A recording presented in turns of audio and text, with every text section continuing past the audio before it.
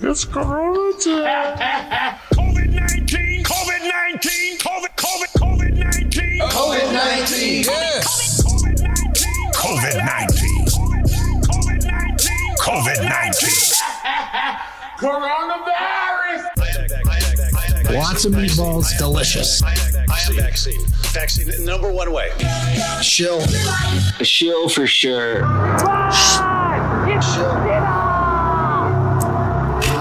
That's COVID right. Shillzilla coming together. Chris Shillzilla, our favorite former CNN contributor / employee, now out on the wastelands alone, wandering the deserts of independent media, just looking for a morsel of moisture to keep him alive. And he's making some moves that we suggested.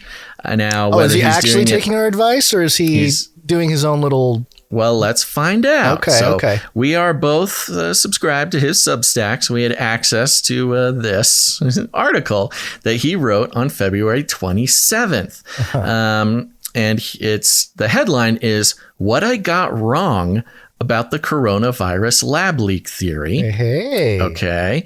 And the sub-headline is "A Mea Culpa." Let's find out what Chris, this is a good step. So far, it seems like a good step in the right direction. We just have a headline. That's what I'm saying. The headline, so far, it seems like he's going in the right direction. We have suggested to him that, if he wants to, first of all, he should not try to get back into corporate media. I think he knows that now. Yeah. He needs to go independent, stay independent. He can take care of himself. Rail against the Antichrist. Start, fear mongering mark of the beast. Let's go. Right. Shillzilla, go full on board. If he wants to be successful, he's gonna have to apologize. People need to see that he's reformed. You can't just become independent and pull the same corporate lines. You have to go through a reformation. So let's see, Chris, certainly in the dark night of the soul here, let's see how he handles it. And it starts like this. It starts out with a closed bracket. I was going to say, Chris, clean up your you really need an editor. Maybe your AI editor is not. He's always had a very creative use of punctuation. I don't know exactly what this means, but he starts the sentence with a what is that? Open? No, that's closed bracket. Yeah. No indentation. He must have been writing it in non. He's used to having CNN editors go over his stuff. So. Exactly. Almost as soon as it became clear that COVID-19 was a disease unlike any we had seen in a very long time, the spring of 2020, a debate began about where and how the virus had originated. The two faces of the debate were two most prominent figures in the country at the time, President Donald Trump and Dr. Anthony Fauci, the head of the National Institute for Allergy and Infectious Diseases. We know who that is, but okay.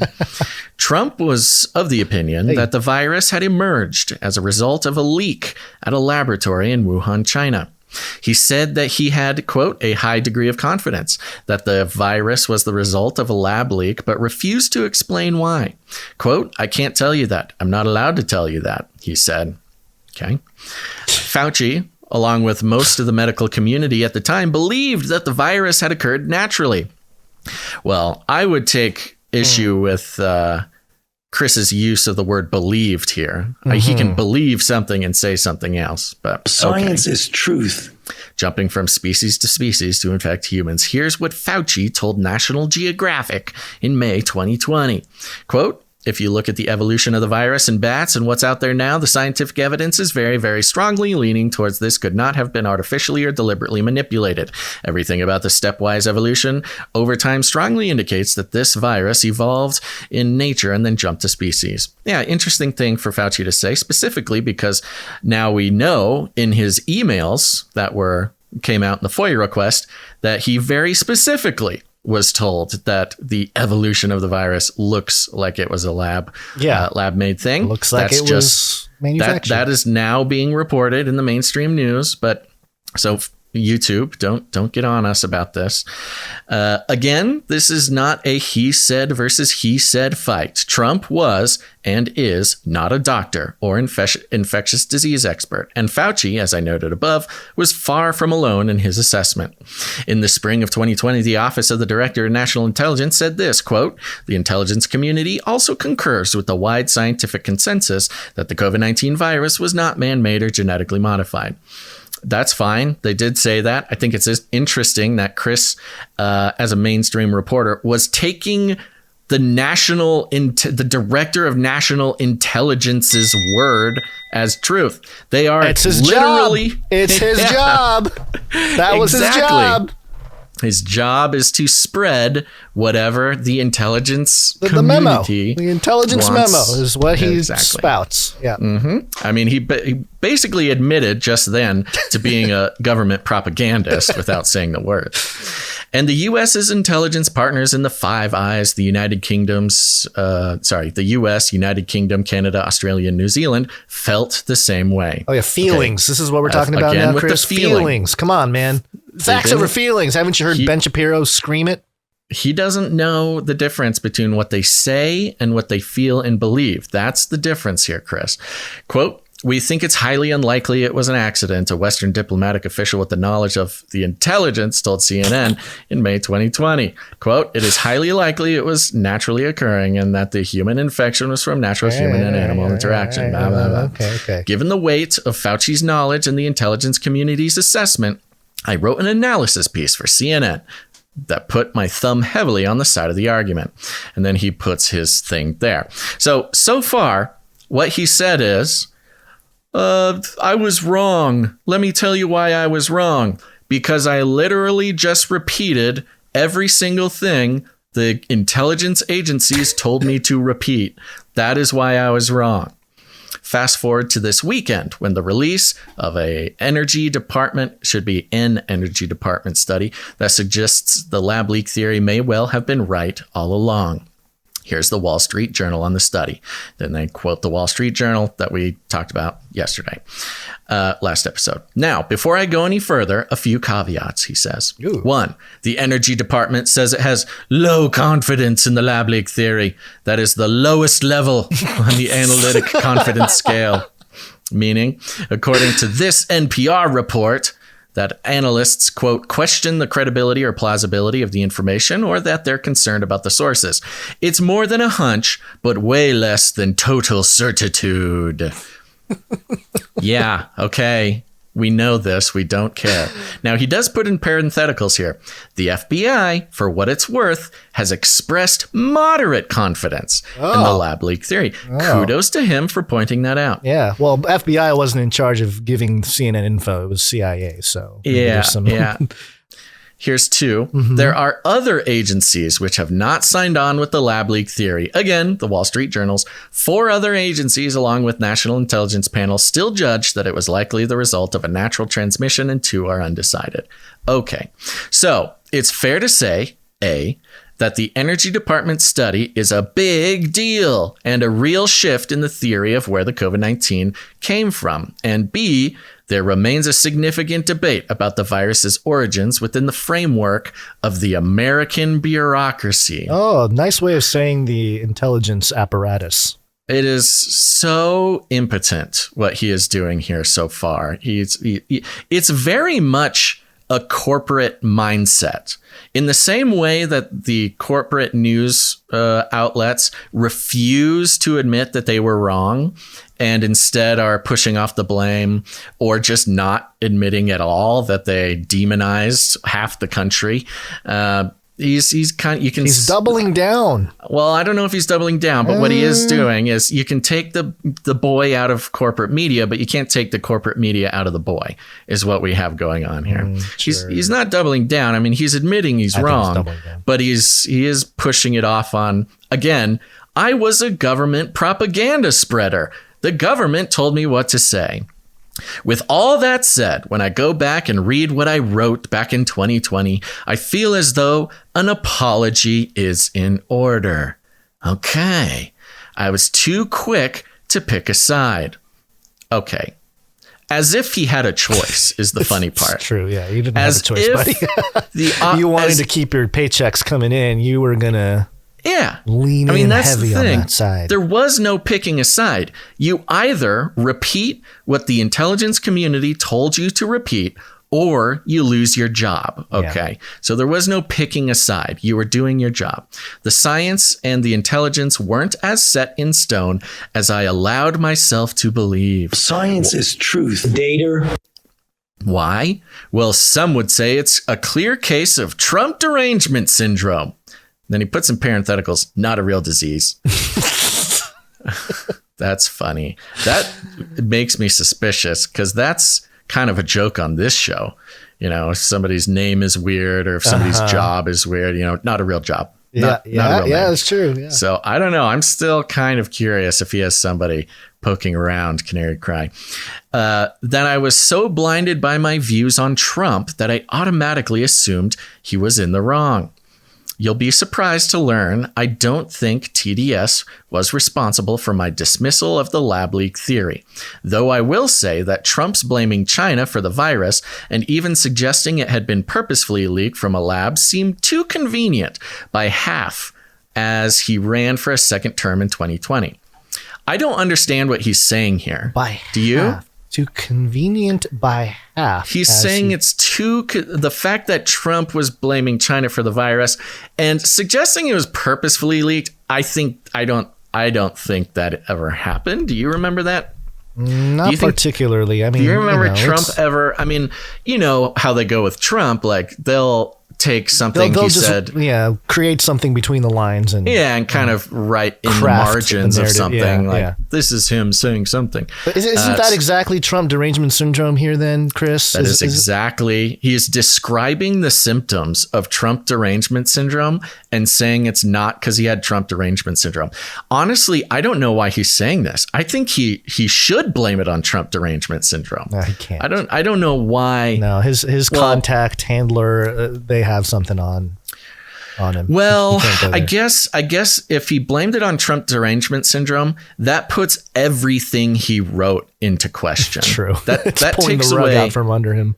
That discredits his entire body of work at CNN if he admits to that. But okay. Instead, I think that I trusted too much in the likes of Fauci, especially at a time when so much was unknown about the virus. I hear this all the time, by the way.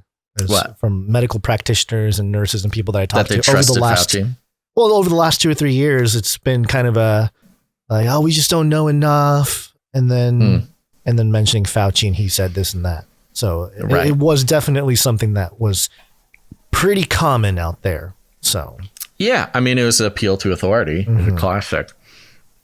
Especially in a bureaucratic profession like healthcare. Yeah. It's all very covering your butt. You just cover your butt. If you defer to the authority, you're not responsible. And that's part of what made everybody, but Shillzilla at the time, it's part of what made them such cowards. Yeah. Is because what they did was they appealed to authority blindly. And he kind of is admitting that here in a very sort of soft way, but they appealed to authority blindly. It was a cowardly thing to do. And now that's why all of the apologies, there's some apologies. You know what? This is all very weak from Shillzilla, but I'm giving him credit. I'm giving him some points for it because you don't see a lot of this. You don't see a lot of even the admission that they were wrong.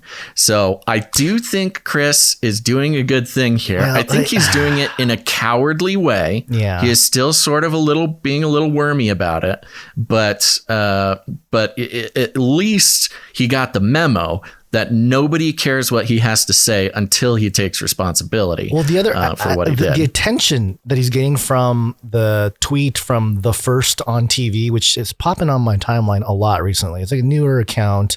It's like a no censorship TV channel, whatever. And they said, will CNN or Chris Shillzilla issue a correction apology to Donald Trump? And a screenshot from the May 5th, 2020 article, Anthony Fauci just crushed Donald Trump's theory on the origins of the coronavirus. Yeah, right. Which And, again was all based on this like crushed his theory. Right. I remember us reporting on this story. Yeah. But the point being that, I think if Chris is looking at his analytics, he sees that there's not a lot of people, especially in sort of the lefty progressive realm, that are really, really following Chris right now. This is maybe the first time he's in front of a large crowd. I'm not going to say audience yet, but an opportunity to be like, oh, wow, okay, this is, a new kind of crowd, but if I maybe lean in, maybe I issue an apology, maybe I can win some readers. So there may be some of that going on too. And he is doing that, of course, and he needs to do this. I mean, this is absolutely the only option for him is to do what he's doing here. And especially because he is the biggest perpetrator. And that's why I'm, look, this is pretty weak. It is impotent. But Chris, the whole reason that we even have devoted our lives to following Chris's career is because he was so ludicrously writing from the position of, I just repeat whatever the government tells me to. And I take it and I make it sound like my own position. I make it sound like analysis. I make it sound like I'm smart and that I pay attention. I make it sound like I have authority. I make it sound like I'm a voice of the people. He does his very conversational style of articles. Mm-hmm. And his whole career is based off of taking the government narrative, making it sound like analysis, and then getting a CNN check for it. And so he is sort of the poster child for all that was wrong and is wrong with the mainstream media, especially with CNN and others. He was the epitome, the boiled down jelly of all that was corrupt about the mainstream media. And that's why we love him so much. And that's why I do think, even though there will be so few readers of this article, I think this article will get him more subscriptions to his Substack than anything else he's ever done. And for that, I think he's smart. And for that, I am happy that that this can be shown to be like the route to success, is telling the truth and apologizing. He should have leaned in more to. Did he mention that he's not at CNN anymore? Not in this article. No. He should mention that. Yeah. I feel like I don't know that he, that would be one point of reference where people might find some sympathy. Be like, okay, well, at least he's not at CNN anymore. Yeah, that's a good point. But, he should have leaned into that a little bit more. Maybe an addendum. So even though this is so lame, because it's him, I think it's important in the broad scheme of things. There's one last paragraph here. Sure. The truth was and is that we simply still aren't certain where the virus originated. More skepticism on my part was in order. Lesson learned. Well. Chris, I have a lead for you, buddy. Got a lead for you. Okay. Well, real quick, the NBC News, we know about this. FBI director accuses China of trying to thwart and obfuscate COVID origin probe. This is kind of on the coattails of the whole energy department thing here. And it is interesting. Chris Wray. I mean, does anybody trust Christopher Wray? At least I don't know. I don't trust this guy. Does. I don't know why. Well, he's the director of the FBI. Why would somebody trust him? But it is funny because the energy department announcement was the first time that a lot of people heard that the FBI thought it was a lab leak. Yeah, there were reports.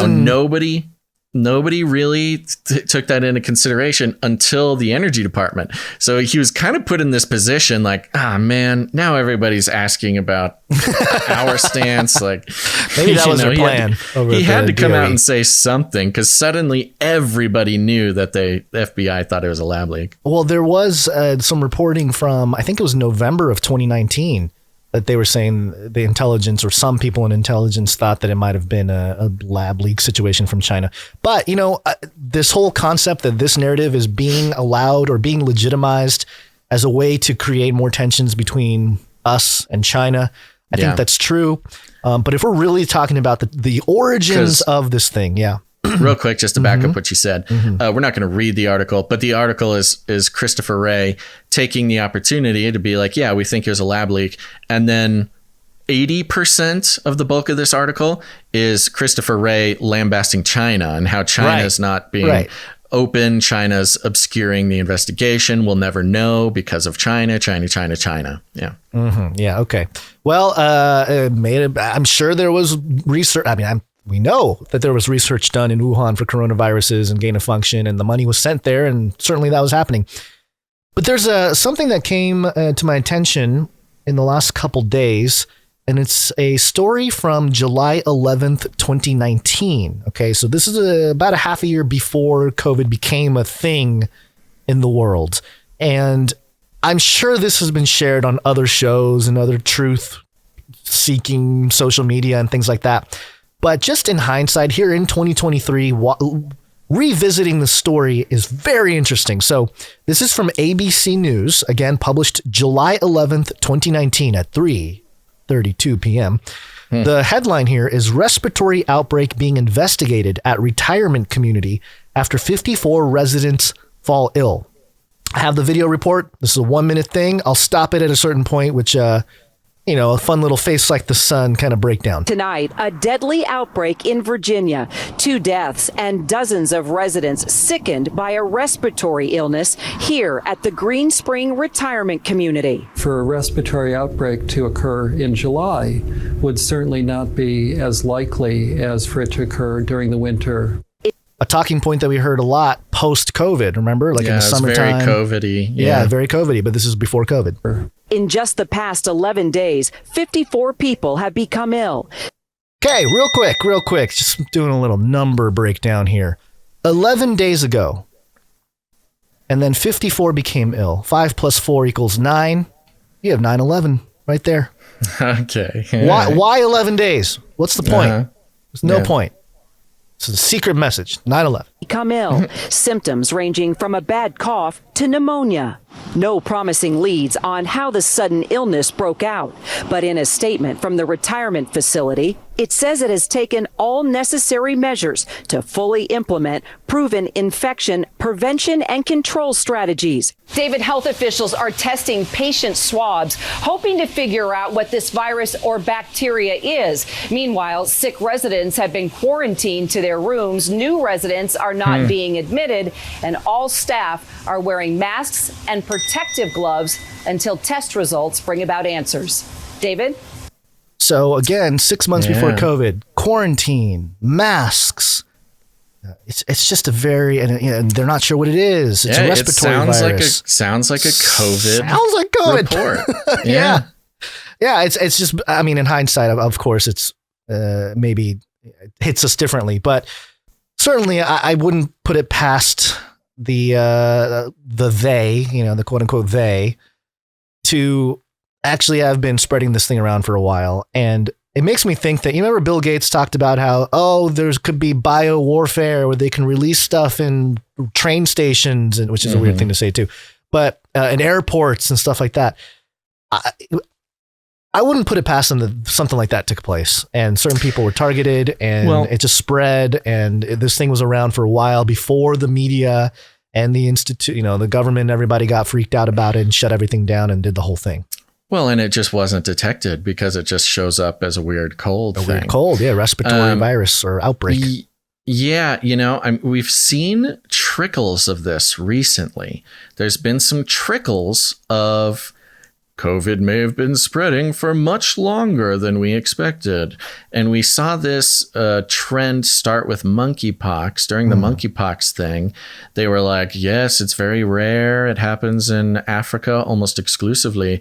But this guy says that it may have been spreading since 2017, secretly spreading throughout Europe, and nobody's paying attention. So it kind of foreshadowed this idea that we can retroactively detect a disease spreading long before it's ever detected. Now, this, of course, is possible. But yeah, I mean, you could play that clip And if you didn't say it was from 2019, everybody would assume it's from COVID. And they don't mention COVID. But it is really weird, especially with the mask and the glove thing. Yeah. You know. And by the way, 2 died, 18 were hospitalized. You split the 2, you get 1-1. You combine the 18, the 1-8, you get 9-11 again. Oh my gosh. Figured it out, folks. Look at him go. But point being, Chris, you want to go over to the, where was this place? The Virginia retirement place, the Green Spring Retirement Community in Springfield, and maybe follow up on what happened to these folks if they ever figured out what was going on. Somebody oughta. I mean, what if you could be the one to break the this thing started in America story, Chris? Yeah. You know, speaking of Chris, I jumped over here to his YouTube channel. Oh, boy. He's still only at 775 subscribers. Oh, wow. Not a whole lot of momentum. Our people really let him down. Not a whole lot of momentum. And I think probably, I mean, that's about 70 more than when we looked last time. And I'm kind of have to assume that those 70 are our people going to follow him. Let's see. I was going to go see if any more of our Canarians were leaving nice messages on his stuff here. It doesn't look like it. Okay, all right, people. Well, go be nice to Chris for us so he can come on the podcast. Go tell him that we're huge fans. Yeah.